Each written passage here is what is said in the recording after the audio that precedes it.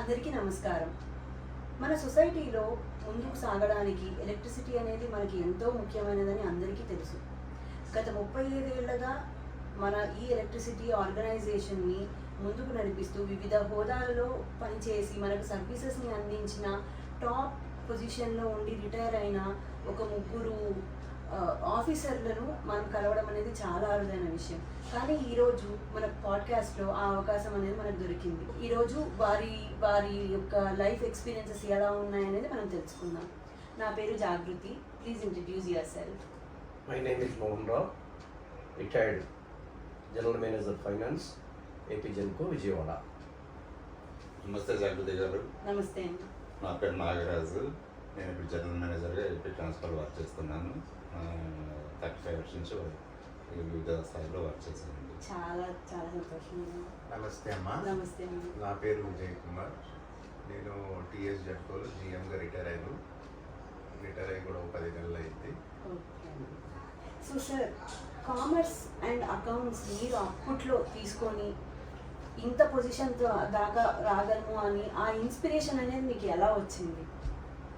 Okay, myself నా యొక్క ఎలా నేను ఈ జాబ్ని సెలెక్ట్ చేసుకోవటం కానీ లేదా కామర్స్ కెరీర్ని స్టార్ట్ చేయటం కానీ ఎట్లా తీసుకున్నానంటే, I'm basically in a village background నుంచి నేను వచ్చాను. నాకు తెలిసిన తర్వాత మా కజిన్ బ్రదర్ ఒకరు అప్పట్లోనే ఎంకామ్ చేసి బ్యాంకులో మేనేజర్గా జాయిన్ అయ్యాడు.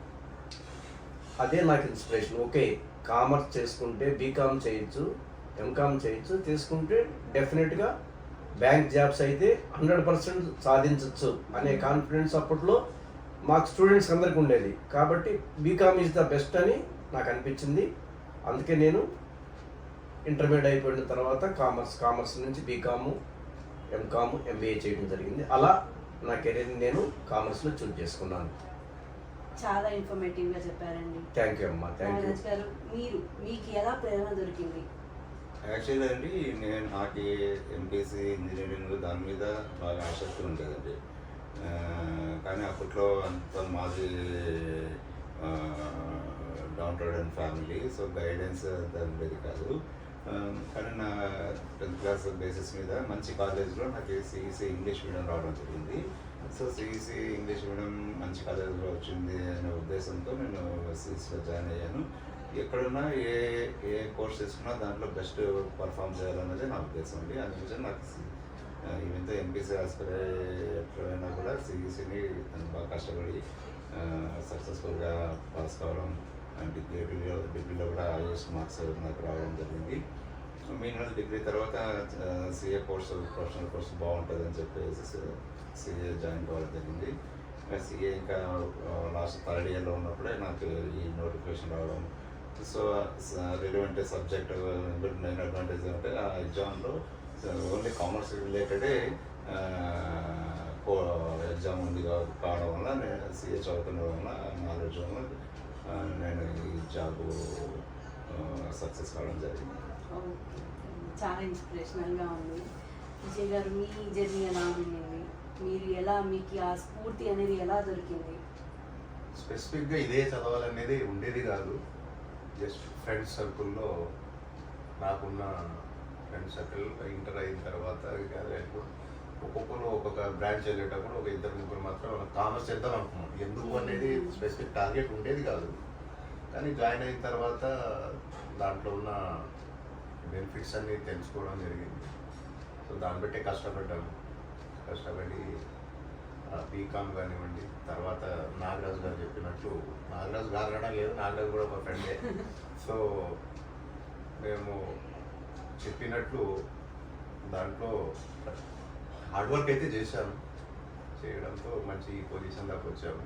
సో నేను ఒకటే చెప్పదలుచుకున్నది ఏంటంటే, ఏ కోర్స్ అన్నా తీసుకోండి, కామర్స్ కానివ్వండి, ఇంజనీరింగ్ కానివ్వండి, లేదా ఏదైనా మీ మ్యాక్సిమం ఎఫర్ట్స్ దాంట్లో పెట్టారంటే సక్సెస్ అనేది ఖచ్చితంగా ఉంటుంది అనుకుంటున్నాను. అలాగే మాకు జరిగింది. We have achieved that. So ఎవరికైనా కూడా ఫ్యూచర్ భావి స్టూడెంట్స్ చెప్పేది ఒకటే, ఏ ఛానల్ మీరు సెలెక్ట్ చేసుకున్నా మ్యాక్సిమం ఎఫర్ట్స్ పెట్టండి, సక్సెస్ విల్ కమ్ ఆటోమేటిక్గా. ఓకే అండి, చాలా ఇన్స్పిరేషనల్గా ఉంది. అండ్ మీరు చెప్పినట్టు మీ ఫ్రెండ్షిప్ ఎలా స్టార్ట్ అయింది, ఎప్పటి నుంచి మీరు పరిచయం? ఇది జాబ్లో జాయిన్ అంటే ఇప్పుడు చెప్పినట్టు మా కోర్స్ కంప్లీట్ అయిపోయింది. నాగరాజు చెప్పినట్టు నోటిఫికేషన్ పడింది. సో నోటిఫికేషన్ పడ్డాక 1990లో 1990. 89లోనే నోటిఫికేషన్ పడింది అనుకుంటా. ఏపీ కంబైన్డ్ స్టేట్లో ఉండేది అప్పుడు, తెలంగాణ బైఫర్కేషన్ కూడా లేదు. అప్పుడు కంబైన్డ్ స్టేట్లో నోటిఫికేషన్ పడింది. ఇది అప్పుడు జూనియర్ అకౌంట్స్ ఆఫీసర్ నోటిఫికేషన్ పడింది. అందరితో పాటు మేమందరం కూడా అప్లై చేయడం జరిగింది. బట్ రిటర్న్ ఎగ్జామ్ కండక్ట్ చేయడం లేట్ పట్టింది. 90 డిసెంబర్లో రిటర్న్ ఎగ్జామ్ కండక్ట్ చేశారు. మేము ముగ్గురం కూడా వివిధ, అప్పటికి మాకెవరు కూడా పరిచయాలు కూడా లేవు. ఆయన బిలాంగ్స్ టు ఇప్పుడు ఒంగోలు వచ్చాడు, అనంతపూర్ నుంచి వచ్చాడు, విజయ్, ఉండేవాడిని, హైదరాబాద్ అట్లా ఉండేవాళ్ళని. సో ఎగ్జామ్స్ డిఫరెంట్ ప్లేస్లో ఎగ్జామ్స్ రాసాము. ఎగ్జామ్ రాసిన తర్వాత 2 monthsకి 3 months కోసం మనకి ఇండక్షన్ ట్రైనింగ్ అనేది పెట్టారు. ప్రతి జాబ్ లో ప్రతి మన ఎంప్లాయీకి ట్రైనింగ్ ఏది ఎలాగ ఇస్తారు ఆర్గనైజేషన్స్ లో, మనకు కూడా అలాగే పెట్టారు. అదృష్టవశాత్తు ఓన్లీ ఏంటంటే ఏంటంటే commerce based, commerce initial qualification B Com first class. అందువల్ల అందరం ఫస్ట్ క్లాస్ స్టూడెంట్స్ అక్కడ ఎలిజిబుల్ క్యాండిడేట్స్. అట్లా పీయటం జరిగిన ఎగ్జామ్కి, రిటర్న్ ఎగ్జామ్కి కాల్ఫర్ చేయడం జరిగింది గవర్నమెంట్. మేమందరం కూడా డిఫరెంట్ ప్లేస్లో ఎగ్జామ్ రాసాము. ఎగ్జామ్ రాయడంలో కూడా అప్పట్లో కూడా ఈవెన్ దో 90sలో అయినా కూడా చాలా కాంపిటీషన్ ఉండేది. ఫస్ట్ క్లాస్ స్టూడెంట్స్ అయినా కూడా కాంపిటీషన్ ఉండేది. బట్ ఆ కాంపిటీషన్లో మాకు ఒక 65 పోస్టులకి అప్పుడు నోటిఫికేషన్ ఇవ్వడం జరిగింది. ఆ 65కి నియర్లీ 10 lakhs పైన రాశారు. 2 to 3 lakhs దాకా ఫస్ట్ క్లాస్ స్టూడెంట్స్ అంతా కూడా అటెండ్ అవ్వడం జరిగింది టోటల్ స్టేట్లో. ఆ 2 to 3 lakhsలో మమ్మల్ని అప్పుడు ఏం చేశారంటే, as per based on the return examination 130 member అంటే 1:2 పిలిచారు మమ్మల్ని ఇంటర్వ్యూకి. ఒక పోస్ట్కి 2 పిలిచారు ఇంటర్వ్యూకి కూడా. మేమందరం కూడా 1:2లో మేమందరం కూడా ఉన్నాము. బట్ 65 పోస్టులు అయితే 180 దాకా మమ్మల్ని 180-190 దాకా ఇంటర్వ్యూ కాల్ఫర్ చేశారు. 1:2లో మేమందరం కూడా పార్టిసిపేట్ చేసాము.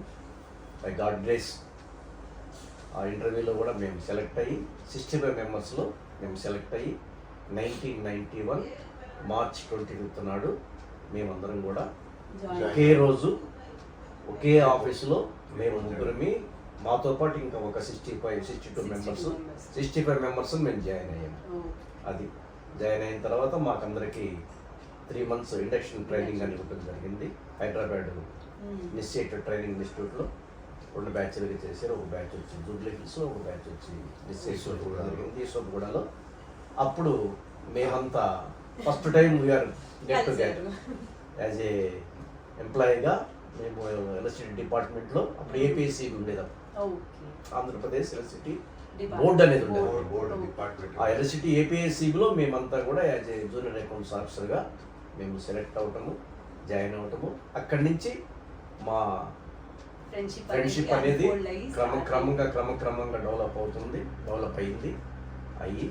అప్ టు అక్కడి నుంచి ఇప్పటి వరకు కూడా మేము అదే ఫ్రెండ్షిప్ని భగవంతుడి దయ వల్ల అట్లానే కంటిన్యూ చేస్తూ, మేమే కాదు మాకు వచ్చిన వైఫ్స్ కానీ, మాకు పుట్టిన పిల్లలు కానీ అందరూ కూడా ఇట్లానే అంత అఫెక్షనేట్గా అందరం కూడా కలిసి, ఎట్లంటే పెదనాన్న, మామయ్య, బాబాయ్, ఇట్లా ఎట్లయితే సొంత అన్నదమ్ముల పిల్లలు అయితే ఎట్లయితే పిలుచుకుంటారో, సొంత మేనమామ మేనబిడ్డలు అయితే ఎట్లా చూసుకుంటారో అట్లా మా పిల్లలు కూడా మమ్మల్ని పిలవటం, మేము ఇప్పటివరకు కూడా కలవటం, అట్లా మా జర్నీ భగవద్గీత వల్ల నడుస్తూ ఉంది. ఇక్కడ నడవాలనే కోరుకుంటున్నాం. అట్లా సో మెయిన్ బాండేజ్ ఏర్పడడానికి ఇంకో రీజన్ ఉండొచ్చు. ఆ రెసిడెన్షియల్ ట్రైనింగ్ అనేది జరిగిందో ఒకే ప్లేస్లో 3 months ఉండడము, మంచిగా ఫ్రెషర్స్ కాలేజ్ నుంచి అక్కడ వెళ్ళి జాయిన్ అవ్వడము, అల్లరి చేయడము, మంచిగా అలాగా ఒకళ్ళ అభిప్రాయాలు ఒకటి తెలుసుకోవడము, క్లోజ్నెస్ పెరగడానికి ఆ ట్రైనింగ్ అనేది బాగా ఉపయోగపడింది. ఆ ట్రైనింగ్ అయిన తర్వాత ఇంకొకటి మనకి ముగ్గురికి జరిగిన అదృష్టమే అనుకోవాలి. ముగ్గురిని ఒకే ప్లేస్ ఒకే స్టేషన్కి ట్రాన్స్ఫర్ చేయడానికి జరిగింది ఆ పోస్టింగ్ కూడా.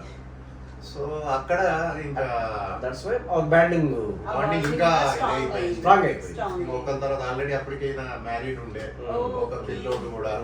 సో మా వదిన మణి అనే వదిన, ఆమె కూడా మాకు అంత మంచిగా వండి పెట్టేది. సో అలాగా ఆమెను వదిన అని అనడము, తర్వాత నేను ఈయనేమో తమ్ముడు అయిపోయాడు, నేనేమో సో ఆ ఫ్రెండ్షిప్ రిలేషన్ గా కన్వర్ట్ అయిపోయింది, మారింది. మా పిల్లలు కూడా అలాగే నేను చెప్పినట్లు పిల్లలు కూడా అలాగే. విజయ్ కుమార్ మ్యారేజ్ కూడా అయిన తర్వాత మ్యారేజ్ కూడా నాకు కూడా అక్కడే అది కూడా ఒక రోజు మోహన్ అంటే ఒక రోజు విజయవాడ అలాగా తినేస్తూ ఉండేవాళ్ళు. అది అట్లా మామయ్య మా పిల్లలు కూడా ఒకరు పిలుచుకోవడం మామయ్య బాబాయ్ అలాగా పిలుచుకోవడం దానికన్నా ఇంకా ఎక్కువనే, అంటే ఓన్ బ్రదర్స్ కన్నా ఎక్కువ అయిపోయాము ఇప్పుడు. ఓన్ రిలేషన్ చూస్తే ఈ క్యాస్ట్ అనేది ఉండకూడదు, ఉన్నాయి కాబట్టి అయినా కూడా చెప్తాం వీఆర్ డిఫరెంట్. ఇది అయినా కూడా we are growing just like a human being. అసలు చాలా ఇన్స్పైరింగ్ గా ఉందండి మీ పర్సనల్ లైఫ్ స్టోరీ కూడా, similar to your professional life almost. And family support కూడా చాలా ఇంపార్టెంట్. అండ్ ఫ్యామిలీస్ కూడా ఇంకా అలా ఉండడం చాలా, ఫ్యామిలీస్ కూడా మనతో పాటు వాళ్ళు కలిసిపోవడము అనేది మన బెస్ట్ థింగ్, చాలా బెస్ట్ థింగ్. బెటర్ హాఫ్ మంచి రావడం కూడా మన అదృష్టం. It is a good thing. Good thing, added advantage. General గా ఎక్కడన్నా ఫ్రెండ్స్ జాబుల్లో అనుకో జెంట్స్ ఎంప్లాయీస్ ఫ్రెండ్స్ అవుతూ ఉంటారు, మళ్ళీ ఆఫీస్ లో ఉన్నందుకు హాయ్ బాయ్ చెప్పుకుంటారు. ఆ ఫ్రెండ్స్ అయిపోయి ఇంటికి పోయిన తర్వాత మళ్ళీ రేపు మళ్ళీ ఆఫీస్ లో కలిసిన దాకా సంబంధం ఉండదు. మాకు అట్లా కాదు. ఏ పండగ జరగనివ్వండి, ఏ మంచి అయినా ఫంక్షన్ అవనివ్వండి, ఏదైనా డిసైడ్ చేస్తాము, కలిసే ముందుకు సాగుతాము. తిట్టుకుంటాము, అన్ని ఆల్ ఉగాది పచ్చడి లాంటిది. మంచిని చెడ్డని తప్పు చేసినప్పుడు గట్టిగా అడుగుతాము కూడా, ఎందుకు అలా చేస్తారు అనేది అలా నడుస్తాము. చాలా బాగుందండి. ఈ జనరేషన్ లో మీ ఫ్రెండ్షిప్ అండ్ మీ ప్రొఫెషనల్ లైఫ్ కూడా ఆబ్వియస్లీ అది ఒక ఇంకొక చిన్న ఎగ్జాంపుల్. విషయం చెప్తానమ్మా. 65 మెంబర్స్ అని చెప్పాను కదా, 65 మెంబర్స్ లో రిమైనింగ్ 62 మెంబర్స్ ఇప్పటికి హాయ్ బాయ్ గానే ఉన్నారు. మేము ముగ్గురు మాత్రం అప్పటి నుంచి ఇప్పటి వరకు కూడా ఒక ఫ్యామిలీ మెంబర్స్ లో కూడా ఇంత ఉంది. ఎందుకంటే ఫ్యామిలీ మెంబర్స్ లో ఇంకా బ్రదర్స్ వాళ్ళలో కూడా చిన్న చిన్న ఆస్తుల తగాదాలని ఇంకోటని ఇంకొంచెం జనరల్ జరిగేది మేమేం కొత్తగా చెప్పట్లేదు, అలాంటివి కూడా లేదు. ఎవరికి ఏ బాధ వచ్చినా కానీ షేర్ చేసుకుంటాం. ఈవెన్ ఫైనాన్షియల్ గా, ఫ్యామిలీ పరంగా, పిల్లల పరంగా ప్రతి ఒక్కటి కూడా షేర్ చేసుకొని సార్ట్ అవుట్ చేసుకొని ఇట్లా మా జర్నీని కొనసాగిస్తున్నాం. చాలా ఇన్స్పిరేషనల్ గా ఉందండి. Very proud. ప్రెసెంట్ జనరేషన్ కి, ఎందుకంటే మాకు బీయింగ్ అ ప్రెసెంట్ జనరేషన్ మాకు అటెన్షన్ స్పాన్ కానీ రిలేషన్, ఐ మీన్ నాలాంటి ఇప్పుడున్న పిల్లలకు కూడా రిలేషన్స్ విలువ కానీ అవన్నీ కూడా మీ ఫ్రెండ్షిప్ తోని చాలా బాగా ఎగ్జాంపుల్ లాగా ఒక ఎగ్జాంపుల్ లా సెట్ అవుతాయి మా అందరికి. అండ్ కమింగ్ టు ఇంకొక క్వశ్చన్ అండి, మామూలుగా ఇప్పుడు మీ రోల్ ఇప్పుడు జేఓ కానీ జూనియర్ అకౌంట్స్ ఆఫీసర్ కానీ account side of the department in the power sector రావాలి అంటే for student or for any aspirant అవ్వచ్చు, వాళ్ళకి ఎలాంటి స్కిల్ సెట్ ఉండాలి అండ్ ఎలాంటి qualification is a basic qualification అనేది ఏది ఉండాలంటారు? బేసిక్ అయితే బీకామ్ ఫస్ట్ క్లాస్ కంపల్సరీ ఉండాలి, ఎంకామ్ ఫస్ట్ క్లాస్ అయినా ఉండాలి, సిఏ ఇంటర్ అయి ఉండొచ్చు, ఎంబీఏ కామర్స్ బ్యాక్గ్రౌండ్ తో ముందు క్వాలిఫికేషన్ అనేది డిగ్రీ యూజీ అనేది మినిమం క్వాలిఫికేషన్. తర్వాత వాళ్ళ టెస్ట్లు అవన్నీ ఉంటాయి, దాన్ని బట్టి క్వాలిఫై అయ్యి. అండ్ ఒకవేళ రిక్రూట్మెంట్ అంతా అయిపోయిన తర్వాత అయినా వాళ్ళు లైక్ ఫర్దర్ స్టడీస్ చేసుకోవాలి అనుకుంటే ఇఫ్ పాసిబుల్ అవుతుంది, స్టడీ లీవ్ తర్వాత కొంత పీరియడ్ తర్వాత స్టడీ లీవ్ పెట్టుకొని వాళ్ళు చేసుకోవచ్చు. లేదా ఇప్పుడు నవేడేస్ ఎడ్యుకేషన్ అనేది చాలా వైడ్లీ అవైలబుల్ ఉంది కాబట్టి కరెస్పాండెన్స్ కోర్స్లో కూడా చేసి కూడా ఫర్దర్ కోర్సెస్ వాళ్ళు చేసుకోవచ్చు. ఎంబీఏ కానీ ఈవెన్ మేము even after completion and marriage తర్వాత కూడా ఎంబీఏ అలా కంప్లీట్ చేశారు. అపార్ట్ ఫ్రమ్ జాయిన్ అయిన తర్వాత కూడా ఇంకా ఏదైనా హైర్ స్టడీస్కి వెళ్ళాలన్నా, అబ్రాడ్కి వెళ్ళాలన్నా కూడా యాజ్ ఏ గవర్నమెంట్ ఎంప్లాయీగా మాకేంటంటే ఒక 5 years వరకు లీవ్ ఎలిజిబిలిటీ ఉంటుంది. అట్లా 5 years వరకు లీవ్ ప్రైర్ శాంక్షన్ చేయించుకొని హైయర్ స్టడీస్కి వెళ్ళాలంటే అట్లా వెళ్ళొచ్చు. బిఫోర్ 5 years కంపెనీ లోపల మళ్ళీ వచ్చి జాయిన్ అయితే మీ జాబ్కి ఎలాంటి ఇబ్బంది అవుతుంది, ఆ ఫెసిలిటీ కూడా ఉంటుంది.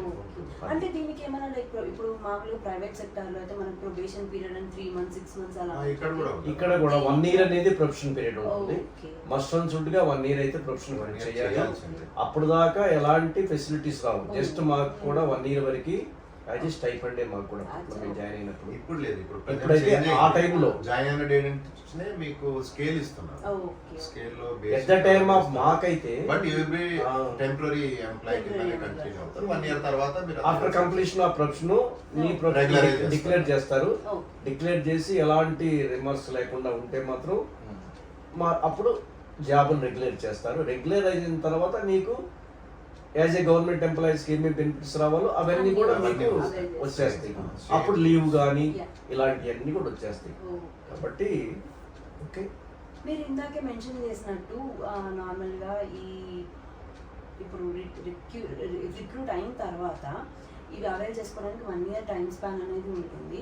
But professionally period probation period అనుకోవచ్చు. అవును. ఆ ప్రొబేషన్ పీరియడ్ లో అయినా కూడా like it would be a temporary role అన్నట్టే ఉంటుంది కదండి. So what makes a candidate differentiate from, అంటే స్టాండ్ అవుట్ అవ్వడానికి మిగతా ఇప్పుడు ఎవరైతే ఆఫీస్లో ఉంటారో వాళ్ళు ఎప్పటి నుంచో వర్క్ చేస్తూ ఉంటారు. న్యూగా రిక్రూట్ అయిన వాళ్ళు కొంచెం స్టాండ్ అవుట్ అవ్వాలి, వాళ్ళ స్కిల్స్ని వాళ్ళు చూపించుకోవాలి అంటే వాళ్ళ మైండ్ సెట్ ఎలా ఉండాలంటారు? అంటే మేము జాయిన్ అయినప్పుడు ఎట్లా ఉండేదంటమ్మా, వీఆర్ ద డైరెక్ట్ రిక్రూట్మెంట్ అనేది మాది ఒక 3rd batch ఎంటైర్ ఏపీ సెక్టార్లో 60 ఎలక్ట్రిసిటీ సెక్టార్లో 64లో ఒకసారి డైరెక్ట్ రిక్రూట్మెంట్ జరిగింది. ఆ తర్వాత 86లో ఒక డైరెక్ట్ రిక్రూట్మెంట్ జరిగింది. 91లో మా బ్యాచ్ 3rd batch. అప్పుడు దాకా డైరెక్ట్ రిక్రూట్మెంట్ లేదు. ఓన్లీ ఎల్డీసీ యూడీసీ క్యాడర్ నుంచి ప్రమోటీస్ వస్తూ ఉండేవాళ్ళు. అట్లా మేమేం చేసామంటే మేము డైరెక్ట్ రిక్రూట్ జాయిన్ అయిన తర్వాత కూడా ఒకలాంటి ఇది అనిపించేది, ఎందుకంటే సీనియర్ మోస్ట్లు అంతా ఉండేవాళ్ళు అక్కడ.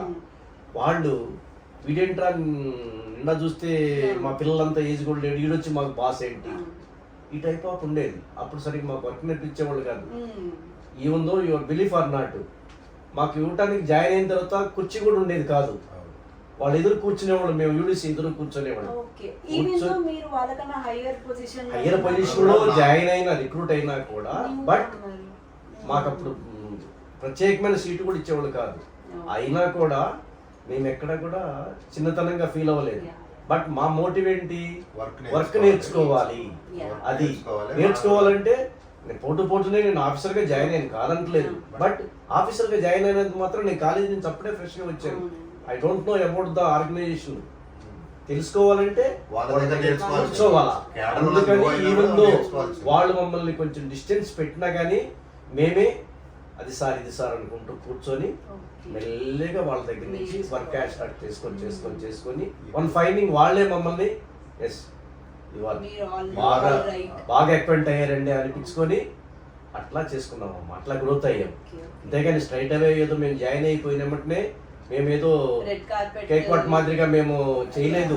కష్టాలు పడి వర్క్ నేర్చుకున్న తర్వాత అప్పుడు మీరు ఇందాక అన్నారు కదా, అప్పుడు మేము పూజ చేసుకున్నాం. మా పర్ఫార్మెన్స్ చూసి అప్పుడు వాళ్ళు మమ్మల్ని గౌరవించడం అది ఎవరైతే మమ్మల్ని సీట్ ఇవ్వకుండా దూరం పెట్టారో ఓకే వీడి దగ్గర ఇంత స్టఫ్ ఉందా, వీడి వల్ల ఆర్గనైజేషన్ ఇంత ఉందా అని వాళ్ళే మమ్మల్ని దగ్గర తీసుకుంటూ స్టార్ట్ చేశారు. అంటే మెయిన్ అక్కడ ఏంటంటే వాళ్ళు ఇంతకుముందు ఎవరు ఉండేవాళ్ళు వాళ్ళ క్వాలిఫికేషన్ కూడా జస్ట్ ఇంటర్మీడియట్ ఇంటారు అలా ఉండేది. కానీ బట్ దేవర్ నాలెడ్జబుల్ అట్లానే కాదు. ఎక్స్పీరియన్స్ అడిషనల్ గా ఏమైందంటే మనం కొంచెం హయ్యర్ క్వాలిఫికేషన్ రావడంతో మా క్వాలిఫికేషన్ వాళ్ళ ఎక్స్పీరియన్స్ రెండు మింగిల్ అవడంతో పర్ఫామ్ చేయడం కూడా అంటే అవుట్పుట్ కూడా బాగా. సో దాంతో వాళ్ళు కూడా మనతో కూడా కలిసిపోయి లేదు మాకు ఎక్స్పీరియన్స్ ఉన్న వాళ్ళు కూడా కొంచెం నాలెడ్జ్ ఎక్కువ ఉంది. అంటే అప్పుడు ఏంటంటే ఉండేది అకౌంట్స్ అన్ని కూడా ఓకే ఇట్లా చేస్తూ ఒక మోసంలో పోతా ఉండేది. బట్ యాజ్ ఏ ప్రిన్సిపల్డ్ అంటే క్వాలిఫైడ్ అకౌంట్స్ మ్యాన్ పోయిన తర్వాత కాదు చేంజ్ వచ్చింది, ఇట్లా చెయ్యాలి మనం ట్రయల్ బ్యాలెన్స్ ఇట్లా చేయాలి, మనము లెడ్జర్ పోస్టింగ్ ఇట్లా చేయాలి, ఇట్లా ఉంటది ఏంటంటే ఇది ఒక ఎంట్రీ ఉందంటే ఇట్లా వేయాలి. ఎందుకు అంటే వాళ్ళు తెలియదు, బ్యాక్గ్రౌండ్ లేదు కదా. మేము కామర్స్ బ్యాక్గ్రౌండ్ కాబట్టి ఒక ఎంట్రీ ఇక్కడ వేస్తే ఆ ఎంట్రీ ఎక్కడ రిఫ్లెక్ట్ అవుతుంది అనేది వాళ్ళకి తెలియదు. వాళ్ళు ఏదైతే మోసపోసినట్టు చేస్తారు, వర్క్ చేస్తారు. బట్ దాని Logic ఎక్కడ behind ఈ this. ఎంట్రీ చేస్తే ఒక ఎంట్రీ చేస్తే ఆ ఎంట్రీ ఎక్కడ ఎఫెక్ట్ అవుతుంది అనేది మనకు తెలియదు. Yeah. అది మేము అకౌంట్స్లో వచ్చే పర్సన్స్ కాబట్టి బట్ ఓకే మాకు తెలుసు Okay. As per our knowledge అట్లా సస్టైన్ సో అవుతుంది. నార్మల్గా మీరు ఇప్పుడు మీరు అకౌంట్స్ ఆఫీసర్స్గా ఉన్నప్పుడు మీరు like junior accounts officer and accounts officer ఆ స్టేజెస్లో ఉన్నప్పుడు వాట్ వర్ ద ఛాలెంజెస్, ఏం ఛాలెంజెస్ ఫేస్ చేసేవారు? లైక్ మీరు ఫైనాన్షియల్ సార్ట్ ఆఫ్ థింగ్స్ చేసేటప్పుడు కానీ, ఆ డెసిషన్ మేకింగ్ కానీ, ఆ రోల్స్ అండ్ రెస్పాన్సిబిలిటీస్ ఆ స్టేజ్లో ఉన్నప్పుడు ఎలాంటి ఛాలెంజెస్ ఫేస్ చేసేవాళ్ళు? వన్ థింగ్ అమ్మా, అప్పట్లో మేము జాయిన్ అయినప్పుడు ఎట్లా ఉండేదంటే totally manual system, there is no computer. Computer కూడా చాలా స్లోగా వచ్చినాయి. అసలు కంప్యూటర్నే తెలియదు మాకు కూడా. మేము జాయిన్ అయిన తర్వాత మీకు చెప్పాం కదా 3 months ఇండక్షన్ ట్రైనింగ్ అన్నాం కదా, కంప్యూటర్ కోర్స్ మేము కూడా ఫస్ట్ టైం కంప్యూటర్ చూడటం కూడా ఫస్ట్ టైం మేము అక్కడే. చూసాం. అప్పుడు మాకు కంప్యూటర్ ఎట్లా హౌ టు అనేది కూడా మేము మాకు ట్రైనింగ్ ఇచ్చారు. ఓకే. ఆ ట్రైనింగ్ కూడా ఫీల్డ్ లో ఉన్న పీపుల్ సిస్టమే తెలియదు. అంతా manual recording, manual book. Your belief or not, cell ఫోన్లు కానీ టెలిఫోన్స్ కానీ ఏమీ లేవు ఆ రోజుల్లో. ఊరు మొత్తానికి ఒక పబ్లిక్ టెలిఫోన్ ఒకటి ఉండేది, మనం మాట్లాడాలంటే అక్కడికి పోయి మాట్లాడేవాళ్ళం. అంటే దోస్ డేస్ అట్లా ఉండేది అనమాట. There is no communication system. But unfortunately మేము ముగ్గురు fortunate or unfortunate, Srisailam very remote area, it is a forest area, ఇంకా దెర్ ఈస్ నో కమ్యూనికేషన్. అలాంటి ఏరియాలో మేము మా జాబ్ని ఛాలెంజ్ తీసుకొని మేము జాయిన్ అయ్యి, ఇందాక మీరు అడిగారు కదా ఏంటి మీరు ఎట్లా ఛాలెంజ్ చేసుకుని ఎట్లా గ్రోత్ అనేది, ఆర్గనైజేషన్ని ఎట్లా చేయాలి, మనల్ని డైరెక్ట్ రిక్రూట్గా తీసుకున్నారు కాబట్టి ఇప్పుడు ఉన్న పర్సన్స్ కంటే మనం బెటర్ ఎట్లా చూపించాలి, ఎట్లా చేయాలని న్యూ ఇన్నోవేషన్స్ అనమాట అకౌంట్స్లోనే. ఓకే, ట్రయల్ బ్యాలెన్స్ ఇట్లా వేస్తున్నాం. మేము అప్పట్లో ట్రయల్ బ్యాలెన్స్ అనేది పెద్ద పుస్తకం మాదిరి ఉండేదమ్మా, ఇంత పెద్ద పెద్ద చార్టర్ లాగా పెద్ద పేజీలు ఉండేది. ఇట్లా దాన్ని ఓకే మనం నేర్చుకున్నాం కదా, దీన్ని కొంచెం సింప్లిఫై చేసుకొని కంప్యూటర్లో చేసుకుంటా ఉంటే అప్పుడు చేతులతో రాసుకోవటం లెడ్జెస్ అన్ని ఓకే సిస్టంలో పెట్టుకొని మనం తయారు చేసుకుంటే డేటా ఎప్పుడు మనకు కనపడతానే ఉంటుంది. అట్లా అట్లా అట్లా అట్లా డెవలప్ చేసుకుంటూ ఇదొక ఛాలెంజ్గా చెయ్యాలి. అప్పుడు ఇప్పుడు నా కాలక్రమేణా ఎస్ఏబి కూడా నేర్చుకున్నాను. Follow up my new next question actually. నార్మల్గా అప్పుడు మీరు అంతా మాన్యువల్ ఉంది, ఇప్పుడు ఇంత ఫాస్ట్ పేస్ దాంట్లో నార్మల్గా ఎలాంటి సాఫ్ట్వేర్స్ కానీ లేదు అకౌంటింగ్ సిస్టమ్స్ కానీ ఫైనాన్షియల్ టూల్స్ అలాగా ఏమన్నా గవర్నమెంట్ సెక్టర్లో యూజ్ చేస్తున్నారా ఇప్పుడు ప్రెసెంట్? అంటే ఇప్పుడు చేస్తున్నాం. మాకు అప్పట్లో ఏం లేదమ్మా. అప్పుడు కాకపోతే మమ్మల్ని ఏం చేశారంటే రాను fine morning new accounting system అని మాకు అప్పట్లో మెంబర్ అకౌంట్స్ శర్మ గారు ముగ్గురు గారు ఉండేవాళ్ళు. ఆయనే మమ్మల్ని రిక్రూట్మెంట్ చేసింది కూడా. ఆయన ఒక కొత్త మెథడ్ని, ఇప్పుడు దాకా జరిగిన అకౌంట్స్ వేరు, హీర్ ఆన్వర్డ్స్ జరగబోయే అకౌంట్స్ వేరు, you are the fillers of the organisation అని మమ్మల్ని ట్రైనింగ్లో ఇన్స్పైర్ చేయటము చేసి మిమ్మల్ని కొత్తగా డైరెక్ట్ రిక్రూట్మెంట్ తీసుకున్నాం కాబట్టి మీరు ఇట్లా చేయాలి ఇట్లా చేయాలని ఒక దశాదిశ నిర్దేశం చేయడం జరిగింది మమ్మల్ని. ఆయన ఆ గ్రేట్ మ్యాన్ యొక్క గ్రేడ్ని తీసుకొని దాంతో మాకు ఆర్గనైజేషన్ పరంగా కూడా బాగా మంచి సపోర్ట్ ఇచ్చారు. సపోర్ట్ ఇచ్చి మెల్లిమెల్లికి కంప్యూటర్స్ ఇవ్వటము, అందరికి computers training computers awareness create చేయటము, ఎక్కడికక్కడికి ఆఫీసుల్లోనే ఈ డేటా అనాలిసిస్ ని వీళ్ళందరినీ తీసుకొచ్చి మాకు క్లాసులు పెట్టి. అప్పట్లో కూడా గవర్నమెంట్ సెక్టర్ లో మీకు డేటా అనలిస్టులు వాళ్ళు ప్రైవేట్ నుంచి హైరింగ్ చేసుకునే వాళ్ళు అప్పట్లో తీసుకొచ్చి మాకు ట్రైనింగ్ చేసేవాళ్ళు. అట్లా మేము ట్రైన్ అయ్యి దెన్ కాలక్రమేణా కాలం మారుతుంది కదా, కంప్యూటరింగ్ వచ్చేసింది కదా, కంప్యూటరింగ్ తోటి మేము కూడా మారుతూ దానికి అడాప్ట్ అయిపోయి ఫైనల్గా వచ్చేటప్పటికి మేమంతా కూడా ఎస్ఐపి ట్రైనర్స్ అయిపోయారు. సో సార్ ఇప్పుడు మామూలుగా మనకున్న ఏఐ బేస్డ్ దీనికి గవర్నమెంట్ సెక్టర్లో మనం మామూలుగా అకౌంట్స్కి ఎక్కువ టు బి ఆనెస్ట్ ఏఐ అనేది అవసరం అనేది అనిపిస్తుంది. బట్ మీరు దాన్ని ఎలా అడాప్ట్ చేసుకుంటున్నారు? అంటే మేమేమంటామమ్మా, ఇప్పుడు నవ డేస్ని బట్టి ఏని మనం చెప్పటం కాదు, ఉన్న దానిలో వెరీ ట్రెమెండరస్ చేంజెస్ అనేది మనం యాక్సెప్ట్ చేయాల్సి ఉంది. అది ఇప్పుడు మనము ఏఐని అకౌంట్స్లో ఎంతవరకు అనేది మాత్రం అది చెప్పలేను, ఎందుకంటే it is a totally financing cash flows కానీ ఇవన్నీ కూడా ఏదన్నా ఒక డ్రాఫ్ట్ ఇచ్చి ఏఐ చేయమంటే నీకు తక్కువ మనం నా కంటెంట్ ఇచ్చేసి చేసేస్తుంది. బట్ ఫైనాన్స్లో డే టు డే చేంజెస్ ఉంటాయి. ఈ రోజు అంటే ఒకటే ప్రిన్సిపల్ అయితే ఏఐ చేసేస్తుంది, బట్ ఇది ఎట్లా అంటే డైనమిక్ చేంజెస్. ఈ రోజు బ్యాలెన్స్ అదేనే కాకుండా ఇప్పుడు ఏఐ ఇంపాక్ట్ అయితే ఆ కాన్సెప్ట్ చాలానే ఉంటుంది, లేదు అని చెప్పలేదు, లేదని చెప్పట్లేదు, బట్ బుక్ కీపింగ్ అనేది చాలా సింప్లిఫై అయిపోతుంది. సో దాన్ని అనలైజ్ చేసేవాళ్ళు, ప్రెడిక్ట్ చేసేవాళ్ళు, ఇంకా ఇంప్రూవ్మెంట్ చేసేవాళ్ళు అవసరం ఎక్కువ పడుతుంది. కానీ AI will have more impact అవుతుంది, ఎవ్రీ బ్రాంచ్ మాత్రం ఇంపాక్ట్ అవుతుంది. సో సీనియర్ మేనేజ్మెంట్గా మీరు దేనికి సపోర్ట్ చేస్తారు? అంటే ఇప్పుడు ఏఐ ఇంటిగ్రేటెడ్ అకౌంట్స్ ఆఫీసర్స్ని ఎక్కువ హైర్ చేసుకునే ఛాన్సెస్ ఉంటాయంటారా, లేకపోతే ట్రెడిషనల్ అయినా కూడా వాళ్ళకు స్కోప్ ఉంటుంది? అంటే చేంజెస్ మనం ఎవరైనా యాక్సెప్ట్ చేయాలి. ఇప్పుడు మేము చేతి రాతోటి స్టార్ట్ చేసాం, ఇవాళ సిస్టంలోనే చేస్తున్నాం మొత్తం అంతా కూడా. అంటే చేంజెస్ని యాక్సెప్ట్ చేసే కదా ఏ వచ్చిందని. ఇప్పుడు మేము ఎస్ఐపీలో ఉన్నాం, ఎస్ఐపీ రాకముందు మాకు మాన్యువల్ డేటాలంతా పెట్టుకునేవాడు, ఎక్కడెక్కడో పోతాం అనేది చదవబట్టేది పోయేది. ఇప్పుడు ప్రతి ఒక్కటి ఒక బటన్ నొక్కితే నాకు ఎస్ఐపీలో నుంచి పాత డేటా అంతా కూడా ఏ రిపోర్ట్ కావాలంటే ఆ రిపోర్ట్ నేను బ్యాక్ ఎండ్లో ఉండిపోతుంది నాకు. అట్లానే ఏఐ వచ్చేస్తే ఇంకా మంచి గ్రోత్ వస్తుందేమో, ఇంకా మంచి బెటర్ అవచ్చేమో చెప్పలేము. బట్ అంటే అది అని అట్ ద సేమ్ టైం అన్నీ కూడా దాని మీద డిపెండ్ అవ్వడం కూడా కరెక్ట్ కాదని నా ఉద్దేశం. It is my personal opinion. Yes, background మీకు కామర్స్ అనేది కంపల్సరీ మీరు నేర్చుకోవాల్సిందే, అది మాత్రం అది ఎక్కడ చేంజ్ అవ్వదు. Principles will not change, you have to learn the principle, accounting principle నేర్చుకోవాలి, స్టాండర్డ్స్ నేర్చుకోవాలి, అన్నీ ఉండాలి. యాడెడ్గా ఏంటంటే మీరు సిస్టమ్ సైడ్ కూడా దాని ప్రోగ్రామింగ్ కూడా మీరు నేర్చుకుంటూ వెళ్తేనే ఇంకా లైఫ్ అనేది ఉంటుంది. ఈవెన్ కామర్స్ కంటే కామర్స్ అంటే ఏదో నేను అకౌంట్స్ నేర్చుకుంటాను, పాస్ అవుతాను, బీకామ్ పాస్ అవుతుంటే ఇప్పుడు ఈ రోజుల్లో కుదరదు. They have to learn latest changes కూడా అడాప్ట్ చేసుకోవాల్సింది కంపల్సరీ. అప్పుడే చైన్ అవుతారు.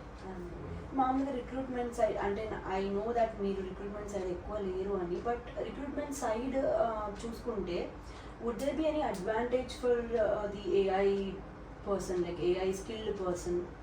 Obviously వర్క్ పరంగా ఉంటుంది, ఖచ్చితంగా ఉంటుంది. సో వాళ్ళకి ఎక్కువ ఛాన్సెస్ ఉంటాయి అట్లా ఉంటుంది. బట్ యా బేసిక్ నాలెడ్జ్ అనేది ఉండాలి. బేసిక్ నాలెడ్జ్ బట్టే మీరు రిక్రూట్మెంట్ అనేది యాజ్ ఆఫ్ నౌ అంటే ఇప్పుడు మీకు ఎస్ఏపీ అనుకో ఏఐ అనుకో ఏదన్నా కానీ మాన్యువల్గా ఏ ఇన్పుట్ ఇస్తామో అవుట్పుట్ అక్కడి నుంచి బయట వచ్చేస్తుంది. నీ ఇన్పుట్ ఇచ్చేసేది నేను కరెక్ట్గా లేననుకోండి, ఏఐ అనుకోండి, ఎస్ఐపీ అనుకోండి, ఈఆర్పీ అనుకోండి, ఏది కూడా మిమ్మల్ని సేవ్ లేదు. కాబట్టి ఇన్పుట్ ఇవ్వాలంటే అక్కడ మాన్యువల్ ఇంటర్వెన్షన్ అనేది తప్పనిసరి కావాలా.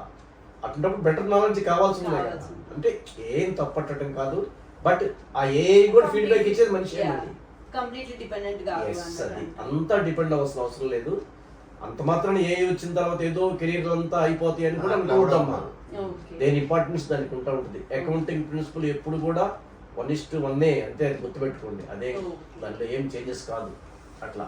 సో సార్ మామూలుగా మీరు ఒక అడ్వైస్ ఇవ్వాలి లైక్ బీకామ్ స్టూడెంట్కి, లేదు ఎంకామ్ స్టూడెంట్కి, ఆర్ సిఏ ఆస్పిరెంట్ కావచ్చు, సిఎంఏ ఆస్పిరెంట్ కావచ్చు, వాళ్ళకు మీరు ఏం అడ్వైస్ ఇస్తారు? అంటే ఇప్పుడు కాలంలో ఇప్పుడు మేము చదువుకున్నప్పటికీ బీకామ్ ఎంకామ్ ఫస్ట్ క్లాస్ అనేది అప్పట్లోనే అది కావాలి మ్యాండేటరీ. బట్ ఇప్పుడు ఈ రోజుల్లో మాత్రం అది నాకు తెలిసి అవుట్డేట్ అయిపోయింది అనిపిస్తుంది. ఇప్పుడు CA qualification, CMA qualification acquire చేయడము, ఎంబీఏ కూడా వచ్చి ఎందుకంటే సబ్జెక్ట్ కానీ నాలెడ్జ్ కానీ అది చాలా డిఫరెంట్ ఉంటుంది. క్వాలిఫైడ్ సిఎంఏ సిఏ వాళ్ళకి.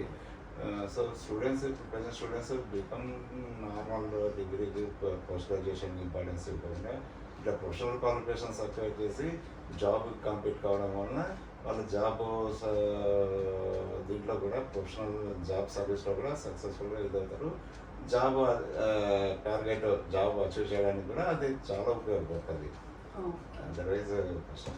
సో మామూలుగా సార్ మీరు సీనియర్ లెవెల్లో ఉన్నారు అండ్ ఇన్ని ఇయర్స్ ఆఫ్ ఎక్స్పీరియన్స్ మీకు ఉండడం వల్ల like what would be that one thing that students ఇప్పుడు కామర్స్ బ్యాక్గ్రౌండ్ వాళ్ళే ఉన్నారు, వాళ్ళకు ఓన్లీ ఇదే ఆప్షన్ ఉంటుందా? Like what are the various options around commerce వాళ్ళకి నంబర్ చాలా ఉన్నాయి. Not only this one. ఇప్పుడు ఇండియా వరల్డ్ ఎకానమీస్ అన్ని డెవలప్ అయిపోతున్నాయండి. ఇప్పుడు ఇండియా వచ్చేసి top 4th largest world economy. So ఎవరి ట్రాన్సాక్షన్ తీసుకున్న ఫైనాన్స్ తోనే లింక్ అయిపోతుంది. So number of opportunities are there in the commerce students. Opportunities చాలా ఉన్నాయి. ప్రతి స్టూడెంట్ ఏం చేయాలంటే ఏదో ఎక్కడో బీకామ్ చేశాను ఎంకామ్ చేశాను అని అక్కడే ఆగకున్నట్లు రీసెంట్ చేంజెస్ కూడా అడాప్ట్ చేసుకుంటూ హయ్యర్ దీనికి వెళ్ళిపోతే మాత్రం చాలా అవకాశాలు ఉన్నాయి. నంబర్ ఆఫ్ ఈవెన్ ఇంజనీరింగ్ లో కూడా ఉండవు, అంతకన్నా ఎక్కువ ఉన్నాయి ఇక్కడ. Wide range of opportunities. కానీ దాన్ని వాళ్ళు ఎక్స్ప్లోర్ చేయాలి, దాన్ని బట్టి కష్టపడాలి కూడా వాళ్ళు. సింపుల్ ఏదో అయిపోయి ఒక బీకామ్ తోటి అయిపోతే కాదమ్మా, కాదది. దానికి మళ్ళా లేటెస్ట్ ఏదైతే కోర్సులు ఉన్నాయో అవన్నీ చేసుకుంటే అయిపోయింది. బీకామ్ తవ్వగానే ఏదో ఫస్ట్ క్లాస్ ఉన్నాం కాబట్టి టెస్ట్ రాసాము వచ్చాము క్వాలిఫై అంతా అయిపోయింది. ఇప్పట్లో కాదు, బీకామ్ అనేది అవుట్డేటెడ్ తో అయిపోయింది. Okay, commerce is commerce, but అది ఒక్కటి కాదు, నీకు దానికి యాడ్ ఆన్స్ చాలా వచ్చేస్తున్నాయి. అవన్నీ కోర్సులు చేస్తేనే గానీ ఇప్పుడు అంటే ఓకే నీకు ఎంటైర్ ఇండియానే కాదు వరల్డ్ వైడ్ గా నీకు ఫైనాన్స్ బ్యాంక్ ఎక్కడ కూడా బ్యూటిఫుల్ ఫ్యూచర్ ఉంది. బట్ ఎప్పుడు అంటే నీ స్కిల్స్ ఉంటేనే, అంతేగాని నేను కామర్స్ చేశానని చెప్పి వెతుక్కుంటూ రావు. దాన్ని సరైన వేలో పెట్టుకొని కోర్సులు చేసుకుంటే ప్రజెంట్ ఉన్న సిస్టమ్ అడాప్ట్ చేసుకొని పోతుంటే మాత్రం డెఫినెట్గా ఎవ్రీబడి షేర్. సో యాక్చువల్లీ నా నెక్స్ట్ క్వశ్చన్ కూడా కవర్ అప్ అయిపోయింది. మామూలుగా నేనేం అడుగుదాం అనుకున్నానంటే యంగ్ ప్రొఫెషనల్స్ కి next upcoming 10 to 20 years time span, that's what we are telling. ఇప్పుడు మీరు అది చెప్పేశారు. Okay, so let's go in to the other section sir. Okay. So దీంట్లో మామూలుగా మీరు పవర్ సెక్టర్లో ఫైనాన్షియల్ డెసిషన్స్ తీసుకునేటప్పుడు కానీ ఫైనాన్షియల్ కండిషన్స్ని స్ట్రాంగ్గా పెట్టడానికి అకౌంట్స్ డిపార్ట్మెంట్ అనేది ఏ రోల్ని ప్రొవైడ్ చేస్తుంది overall organisation very good question, very good question. ఇక్కడ ఎలక్ట్రిసిటీ డిపార్ట్మెంట్లో 3 వింగ్స్ ఉంటాయి మా దగ్గర. Electricity basically engineering organisation. Electricity department పేరే ఎలక్ట్రిసిటీ డిపార్ట్మెంట్ అనేది అది. ఎలక్ట్రిసిటీ డిపార్ట్మెంట్ ఇంజనీరింగ్ ఒక ఆర్గనైజేషన్ ఉంటుంది, అట్లానే ఫైనాన్స్ డిపార్ట్మెంట్, ఫైనాన్స్ వింగ్ ఒకటి ఉంటుంది, హెచ్ఆర్ వింగ్. 3 వింగులు రోల్ చేస్తాయి. ఏ ఆర్గనైజేషన్ అయినా కూడా ఇట్లానే నడుస్తుంది. బట్ ఇక్కడ మాత్రం పవర్ సెక్టర్లో మాత్రం 70% ఇంజనీరింగ్. ఎందుకంటే ఒక ఆఫీస్ ఉందనుకోండి, ఒక ప్రాజెక్టే ఉంది. సపోజ్ మేము జెన్కో బ్యాక్గ్రౌండ్ ట్రాన్స్ఫర్ కదా, జెన్కోలో చేయాలంటే ఒక ప్రాజెక్ట్లో చేయాలంటే ఇంజనీర్స్ 100 మంది ఉంటే అకౌంట్స్ 10 to 15 మెంబర్స్ ఉంటారు. అకౌంట్స్ పీపుల్ మేజర్ రోల్ అంతా కూడా ఇంజనీర్సే చేస్తారు. అకౌంట్స్ పర్సన్స్ ఏంటంటే క్యాష్ మేనేజ్మెంట్, క్యాష్ ఫ్లో అనేది ఎట్లా మన రెవెన్యూ ఎక్కడి నుంచి వస్తుంది, మన ఎక్స్పెండిచర్ ఏంటి, దీన్ని మ్యాచ్ చేయాలి, ఇట్లా ఎట్లా మానిటరింగ్ చేసుకుంటా పోవాలి. Okay, finance is the most important wing, no doubt. Without finance there is no development. Yeah, everybody knows అది.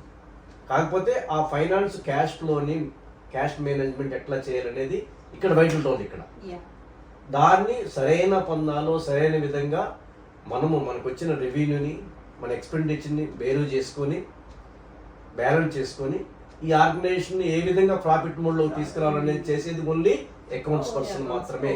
ఇంజనీర్ చేస్తారు, ప్లాంట్ రన్నింగ్ చూస్తారు, ప్లాంట్ ఎట్లా చేయాలో చూస్తారు, ఇవన్నీ చూస్తారు. But finance control, without finance A engineer కూడా ఏది చేయలేడు అని నేను ఇంజనీర్ తక్కువ అంటాం కాదు. బట్ ఇక్కడ అకౌంట్స్ రోల్ అనేది చెప్తున్నాను, ఫైనాన్స్ రోల్ చెప్తున్నాను. ఫైనాన్స్ మేనేజ్మెంట్ సరిగ్గా లేకపోతే ఒక ఫ్యామిలీని తీసుకోమ్మా, సపోజ్ మనమే ఉన్నాం, ఒక ఫ్యామిలీ జస్ట్ మనము ఏదో ఫ్రెండ్లీ చెప్తున్నాను.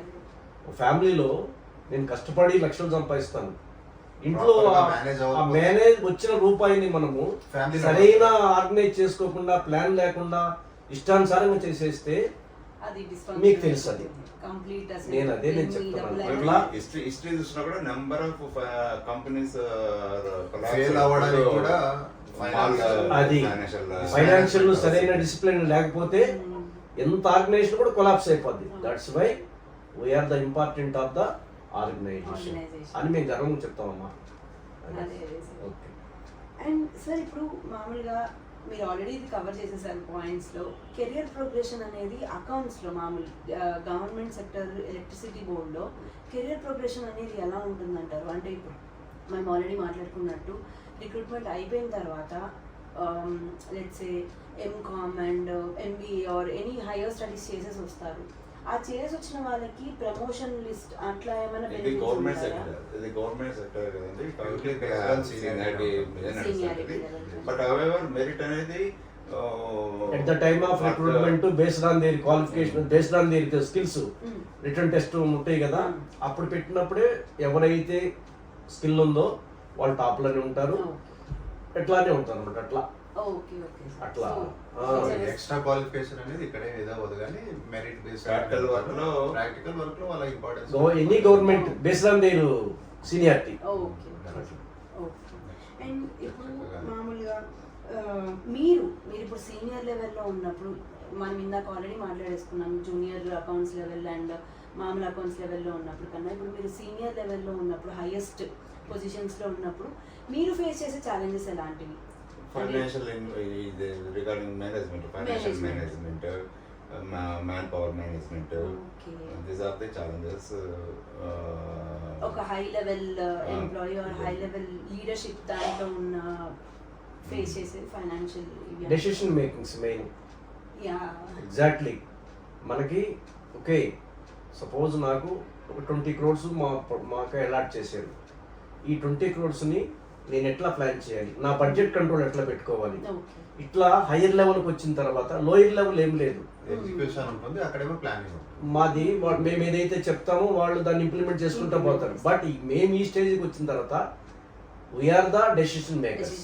కాబట్టి ఆ బడ్జెట్ కంట్రోల్ అనేది మేము పర్ఫెక్ట్గా చేసి కిందలోకి చెప్పగలిగితే డెఫినెట్గా organisation will improve. Otherwise okay you know. And నార్మల్గా ఒక డే టు డే రెస్పాన్సిబిలిటీ తీసుకున్నాము అని అంటే లోవర్ లెవెల్ ఎంప్లాయీస్కి అన్ని డెసిషన్ మేకింగ్ ఇవి అనేవి ఉండవు. బట్ మీకు యాజ్ అ సీనియర్ మేనేజ్మెంట్ మీకు ఎవ్రీడే డెసిషన్ మేకింగ్ అవసరం అవుతుంది. So on an average like ఒక రోజుకు మీరు ఎన్ని డెసిషన్స్ తీసుకుంటారు అలాగా అని? అది అంత కౌంట్ అనేది మనం చెప్పలేము. డే టు డే మేనేజ్ చేయాల్సి వస్తుంది. ఇష్యూ వచ్చినప్పుడు మాత్రం ఎవ్రీడే ఏదో ఒక టాస్క్ మాకు ఉంటానే ఉంటుంది, ఏదో ఒక ఇష్యూ ఉంటానే ఉంటుంది. ఎందుకంటే ఎవ్రీడే పేమెంట్స్, లోన్స్ ఇవన్నీ మామూలే. బట్ క్వాంటమ్ ఇంతని మనము జడ్జ్ చేయలేము బేస్డ్ ఆన్ ద ఇష్యూస్ అన్నమాట. ఇష్యూ బేస్డ్ ఇక్కడ అంతా కూడా అట్లా. Okay sir. అండ్ ఇప్పుడు మనకు నార్మల్గా మీరు మీ ఈ 35 years ఆఫ్ కెరియర్ జర్నీలో, ప్రొఫెషనల్ జర్నీలో తీసుకున్న ఒక్క ప్రొఫెషనల్ ఫైనాన్షియల్ డెసిషన్ ఆర్గనైజేషన్ పైన ఎలాంటి ఇంపాక్ట్ చూపించింది అంటారు? వన్ డెసిషన్, ఇట్ మై ఒకవేళ కాన్ఫిడెన్షియల్ అయినా మీరు జస్ట్ డీటెయిల్గా వెళ్ళకపోయినా కూడా it's fine, but one decision అలాంటిది బాగా ఇంపాక్ట్ చూపించిన డెసిషన్. మేము మా ట్రస్ట్ మెయింటైన్ చేస్తున్నామండి. ట్రస్ట్ అరౌండ్ 5,500 crores మేనేజ్ చేస్తున్నాం. అసలు బాండ్స్ బిడ్డింగ్కి వెళ్ళాం. బిడ్డింగ్కి వెళ్తే ఇంట్రెస్ట్ రేటు సమ్ ఫిక్స్ చేస్తారు, 9% అట్లా ఫిక్స్ చేస్తారు. సో మనం ఎగ్జాక్ట్గా 9% కోట్ చేస్తే మనకు ప్రీమియం పే చేయాల్సిన అవసరం లేదు. అది 8.95 చేసాం అనుకోండి, 5% ప్రీమియం మనం పే చేయాల్సి వస్తుంది. ఇంకా తక్కువకి కోట్ చేసాం అనుకోండి 8.9కి 10% ప్రీమియం పే చేయాల్సి వస్తుంది. కొన్ని 9% కంటే ఎక్కువ కోట్ చేసాం అనుకోండి, అది మనకు అలాట్ కాదు. That is a very critical situation. అట్లాంటి సిచ్యువేషన్కి ఒకసారి ఇన్వెస్ట్మెంట్లో మేము ఎగ్జాక్ట్గా 9.3% ఇంట్రెస్ట్ రేట్ ఫిక్స్ అయిపోయింది. మేము ఆల్మోస్ట్ 9.29కి కొంత 9.3కి కొంత అమౌంట్తో మేము ఇన్వెస్ట్మెంట్ సక్సెస్ఫుల్గా చేయగలిగాం. దానివల్ల lakhs of rupees సేవ్ అయిందన్నమాట. చాలా ఇన్స్పైరింగ్గా ఉందండి. జస్ట్ వితిన్ డెసిమల్ పాయింట్స్తోనే అంత చేంజ్ అనేది it's drastic thing for organisation. అదే ఇప్పుడు జస్ట్ మా ఫ్రెండ్ చెప్పాడు. ఓకే, నేను ఇప్పుడు ప్రజెంట్ ఐఎమ్ రిటైర్ అయిన తర్వాత కూడా నేను ఏపీ పవర్ ఫైనాన్స్ కార్పొరేషన్లో చీఫ్ ఫైనాన్షియల్ ఆఫీసర్గా నేను వర్క్ చేస్తున్నాను. అంటే మీరు ఇప్పుడు అడిగారు కదా, ఏంటి మీరు తీసుకున్న డెసిషన్ వల్ల ఆర్గనైజేషన్కి ఏం ఉపయోగపడింది, ఏం చేసింది, ఆ ఇంపాక్ట్ ఏం పడింది అని అన్నారు కదా. జస్ట్ ఈయన చెప్పిన ఎగ్జాంపుల్ నేను ఇంకో విధంగా చెప్తాను. అది నేను యాజ్ ఏ సిఎఫ్ఓగా జాయిన్ అయ్యేటప్పటికి మేము డిఫరెంట్ బ్యాంకులు, ఆల్ పబ్లిక్ సెక్టర్ బ్యాంకుల దగ్గర నుంచి మేము లోన్స్ తీసుకుంటాము, లెండ్ చేస్తాము. మేము ఇంటర్ను డిస్కౌంట్స్ కానీ జెన్కో కానీ వీళ్ళందరూ కూడా మేము ఇది డిస్పర్స్ చేస్తాం. చేసే క్రమంలో మేమేం చేస్తామంటే లోన్స్కి పోతాం. లోన్స్కి పోయినప్పుడు వాళ్ళు మా దగ్గర నుంచి 9.35, 9.5 ఇట్లా డిఫరెంట్ రేట్లు మేము బ్యాంకుల దగ్గర తీసుకొస్తాం. మేము కొంత మార్జిన్ పెట్టుకొని డిస్కౌంట్స్కి ఇచ్చేస్తాం. ఆల్మోస్ట్ అన్ని 9 అబౌవ్ రేట్స్ అన్నీ ఉన్నాయి నేను టేక్ ఓవర్ చేసిన తర్వాత. మై పర్సనల్ అందరితోటి కూడా ఇంటరాక్ట్ అయ్యి, ప్రతి బ్యాంకులకి ఇంటరాక్ట్ అయ్యి, ఇంత అయితే బటన్ మాకు ఆర్గనైజేషన్ బటన్ పడుతుంది, నాకు ఎంతో కొంత తగ్గించాలి. అట్లా ఇప్పుడు నౌ ఐఎమ్ ఛాలెంజింగ్ తీసుకొని మొత్తం చేస్తే 9.5 ఉన్న దాన్ని కూడా 8.5 తీసుకొచ్చాను. దానివల్ల క్రోర్స్ ఆఫ్ రూపీస్ నేను ఆర్గనైజేషన్ సేవ్ చేయాలి. Exactly now we are taking 8.5 SBI అనుకోండి, all schedule banks, all commercial schedule banks తోటి అంత పర్సనల్ ఎఫర్ట్ చేసి, ఈవెన్ దో మాకు టాప్ మేనేజ్మెంట్ కోఆపరేషన్ ఉండింది, అట్లా బ్యాంకర్ సైడ్ నుంచి కూడా కోఆపరేషన్ ఉంది. ఏదో మనం అడిగేమని వాళ్ళు చేయరు, కానీ మన ఎఫర్ట్స్ కూడా దానిలో పనిచేసి అట్లా రేట్స్ని తగ్గించుకున్నందువల్ల ఆర్గనైజేషన్కి క్రోర్స్ ఆఫ్ రూపీస్ సేవ్ చేయడం జరిగిందమ్మా. ఇది నేను చాలా ఇన్స్పైర్డ్ గా, అసలు చాలా ఇన్స్పిరేషనల్ గా ఉందండి. అది with in like even though మనం అడగలేదు అనుకోండి, బ్యాంక్స్ కూడా ఏం మాట్లాడు. నువ్వు ఈవెన్ మీరు ఇప్పుడు నేను చెప్పే జనరేషన్ ముందే చెప్తాను, మీరు ఒక పర్సనల్ లోన్ తీసుకున్నారు, బ్యాంక్ పోయారు, మీరు పర్సనల్ లోన్ తీసుకునేటప్పటికి 9.75 ఎంతో ప్రజెంట్ ఎంతో ఉంటుంది. మీరు ఏం మాట్లాడకుండా మీ శాలరీలో జాయిన్ అవుతారే, సాఫ్ట్వేర్ లేకపోతే ఇంకోటి జాయిన్ అవుతారు, కడతానే ఉంటారు. అది అట్లానే బ్యాంక్ కూడా ఏం మాట్లాడరు. ఒక ఫైన్ మార్నింగ్ MCLR అంటే రేట్లు మారుతూ ఉంటాయి బ్యాంక్స్ది, అవి తెలుసుకొని ఒక్కసారి బ్యాంకర్ దగ్గరికి పోయి నేను ఇట్లా అయిందండి, ఏదో ఇది రేట్లు ఏదో మారినాయి, RBI మారినాయి అని చెప్పి అంటే కానీ వాళ్ళు యాక్టివ్ కాదు. లేకపోతే అదే అది పెరిగితే మాత్రం ఇమీడియట్ గా బ్యాంక్ ఇంప్లిమెంట్ చేస్తాడు, తగ్గిస్తే అంటిల్ అన్లెస్ మనం పోయి అడిగిన దాకా కూడా వాడు ఇంప్లిమెంట్ చేయడు. అడిగి మేము ఇంట్రెస్ట్ రేట్ని తగ్గించుకొని ఆర్గనైజేషన్కి క్రోర్స్ ఆఫ్ రూపీస్ సేవ్ చేయడం జరిగింది. పాతప్పుడు సామెతలు అంటే ఏవో అనుకుంటామండి, అడగతే అమ్మాయినా అన్నం నేను అదే మీరు చెప్పండి, ఎవరికైనా కానీ లోన్స్ తీసుకోవచ్చు, రేబడి taken loans from the banks. But time to time reserve bank ఏం చేస్తుంది, రేపో రేట్ ఎట్లా పెంచుతుంది తగ్గిస్తుందని చూసుకొని మీరు ఆస్క్ ద బ్యాంకర్స్. మనం అట్లా లాస్ అవుతూ ఉంటాం, మీరు ఇంట్రెస్ట్ కడుతూనే ఉంటారు. బ్యాంకర్ ఎప్పుడు కూడా మిమ్మల్ని అడగడు. రేట్ పెరిగితే మాత్రం మీకు తెలియకుండానే కట్ చేస్తాడు, తగ్గితే మాత్రం మీకు తెలియకుండా చేయడు.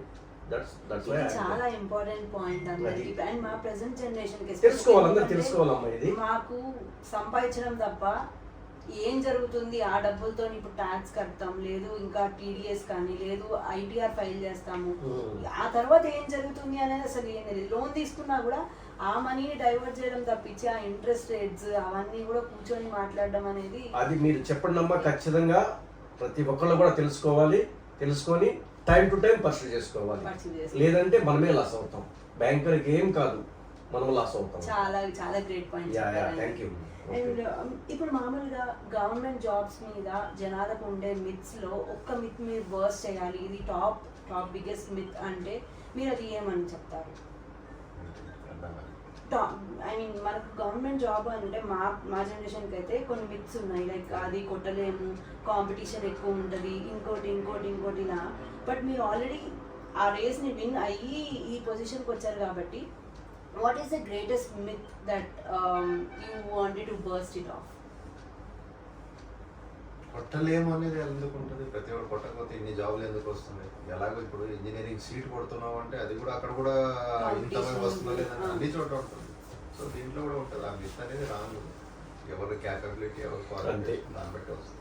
సో ట్రైల్ లేకుండానే చాలా మంది అమ్మా ఇవాళ రేపు ఎఫర్ట్స్ లేకుండా ఏది కూడా సాధించలేము. కాంపిటేటివ్ వరల్డ్ ఏదో మనం ఇంతకు ముందు రోజులు మాదిరిగా మనం ఏదో పాత సినిమాల్లో చూపించి ABCDలు పెడితే ఉద్యోగాలు వస్తాయనే రోజులు డేస్ ఆర్ గాన్, వెళ్ళిపోయినాయి అమ్మా. ఖచ్చితంగా మీ దగ్గర స్కిల్ ఉండాలి. స్కిల్ ఉంటేనే మీరు ఇప్పుడున్న వరల్డ్లో సస్టైన్ అవుతారు. అదర్వైజ్ మీరు ఏం కాలేరమ్మా. నేను ఎవరికైనా చెప్తున్నాను, సో కష్టపడండి. ప్రతిదీ కష్టమే. ఆ కష్టాన్ని ఎందులో పెడుతున్నారనే చూసుకోవాలి. Yes, అంతే. అది అట్లా. చాలా గ్రేట్ థింగ్ చెప్పారండి. అండ్ మా జనరేషన్ లైక్ నెక్స్ట్ జనరేషన్స్కి మీరు ఇప్పుడు రిటైర్డ్ పొజిషన్స్కి రిటైర్మెంట్ అయిపోయి మీరు మళ్ళీ చేస్తున్నారు, మీరు రిటైర్ అవ్వబోతున్నారు. So younger generations who are going to manage the power sector, వాళ్ళకి ఏం మెసేజ్ ఇద్దాం అనుకుంటున్నారు? ఒక్క మెసేజ్ చిన్నదైనా. అదే మీకు ఆల్రెడీ ఇంతకుముందే చెప్పాము, బట్ ఓకే మీరు అడిగారు కాబట్టి ఇంకోసారి నేను చెప్తుంది ఏంటంటే, ఫస్ట్ ఆఫ్ ఆల్ కెరియర్లో ప్రతి ఒక్కరికి కూడా పేషెన్స్ అనేది చాలా ముఖ్యమమ్మ. పేషెన్సీ ఉండాలి. ఎక్కడ కూడా నేను సాధించలేను అని అనుకొని నిరుత్సాహపడకూడదు. ఇక్కడ కూడా పుడుతూనే ఎవరు కూడా ఇప్పుడు మీరు తినే ఉంటారు. అబ్దుల్ కలాం గారు 7th class failed. Yes you know. ఆయన ఎలాంటి అభివృద్ధిని మన ఇండియాకి తీసుకొచ్చాడో, రాష్ట్రపతి అత్యున్నత పదవికి పోయాడు. అంత మాత్రాన మనం ఏదో ఒకటి సాధించలేదని మాత్రం ఎక్కడ కూడా పొంగిపోకూడదు. ఒక్క ఓటమి 10 విజయాలకు మెట్టి కింద తీసుకోవాలి. అట్లా తీసుకొని ఇప్పుడున్న టెక్నాలజీని అడాప్ట్ చేసుకుంటూ డే టు డే కష్టపడాలన్నమాట. కష్టపడంది ఏం సాధించలేదు. ఆయాచితంగా అంటే ఉచితంగా ఏది కూడా మనకు రాదు. ఆ రోజులు పోయినాయి, రాదు. ఎవరు కష్టపడతారో వాళ్ళు అనిపిస్తారు. నేనేం చెప్తానంటే, బట్ ఇప్పుడు మీరు యంగ్ స్టేజ్లో ఉన్నారు. ఈ యంగ్ స్టేజ్లో మీరు కష్టపడితే ఆ కష్టం ఎంతవరకు పోతుందంటే, మీకు పుట్టబోయే పిల్లలు వాళ్ళ పిల్లలు కూడా అంత ఎంజాయ్ చేస్తారు. ఇప్పుడు కష్టపడకపోతే మీరు కష్టపడతానే ఉంటారు, రాబోయే మీ పిల్లలు కూడా కష్టపడతానే ఉంటారు. కాబట్టి అంటే మీ పిల్లల కోసం మీరు ఇప్పుడే కష్టపడమని నేను చెప్పట్లేదు, బట్ మీకు ఉండాలి. సొసైటీలో మనం మంచి రెస్పెక్ట్ పొజిషన్ ఉండాలంటే ఖచ్చితంగా మస్ట్ అండ్ షుడ్గా కష్టపడాలమ్మా. కష్టపడితే ఈ రోజు నువ్వు రాకపోవచ్చు, రేపు రాకపోవచ్చు, వన్ ఫైన్ డే డెఫినెట్గా ఈ అచీవ్ యువర్ గోల్స్. కాబట్టి తప్పకుండా ప్రతి ఒక్కళ్ళు కూడా కష్టపడాలి, పేషెన్సీ ఉండాలి. Okay, right. Thank you so much. Actually thank you very much. Thank you. God bless you. Okay, very good అమ్మా, వెరీ గుడ్. మీరు ఇంత టైం తీసుకొని నా పాడ్కాస్ట్ లో వచ్చినందుకు ఐఎమ్ ట్రూలీ గ్రేట్ఫుల్ అసలు. Thank you and thank you so much sir. Thank you very much. Thank you. Right, fine, okay.